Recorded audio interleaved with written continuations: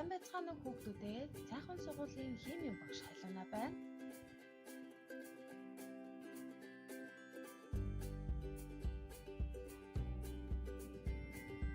Өнөөдрийн хичээлээр хөрсний бохирдол гэдэг хичээл болно. Хөрс гэж юу вэ? Ургамал ургадаг, түүнд шаардлагатай шим тэжээлт бодис агуулсан газрын гадаргын мөндөг хөрс юм.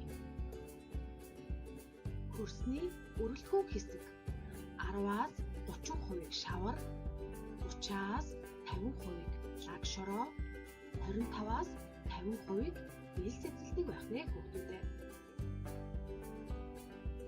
Хөрсний химийн найрлагт 25% агаар, 5% органик бодис, 25% ус, 45% эрдэс бодис эзэлдэг байна.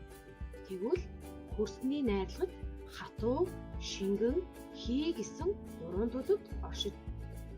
Хүний үйл ажиллагааны улмаас янз бүрийн химийн бодис ахуйн болон үйлдвэрийн хог хаягдал хөрсөнд шингэж, ургамал, амьд организмд сөрөг нөлөө үзүүлэх хуримтлах дэх үзэгдлийг хөрсний бохирдол гэнэ. За хүүхдүүдээ доорх зургийг бас ажиглаарай.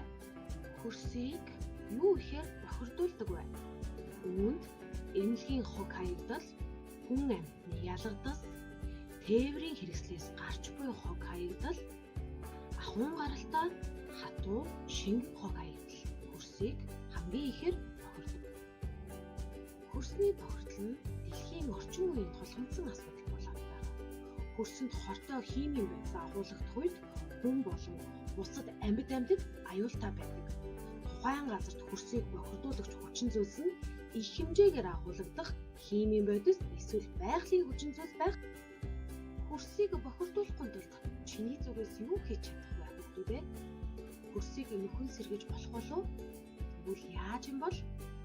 Мөн хөрсний бохирдлыг үүсгэж хүний үйл ажиллагааны болон байгалийн өөрийн хүчин зүйлийн жишээ гаргаж өгчээрэй хүүхдүүдээ. Хичээлдээ анхаарлаа хандуулсан хүүхдүүдээ баярлалаа. Баяртай хүүхдүүдээ.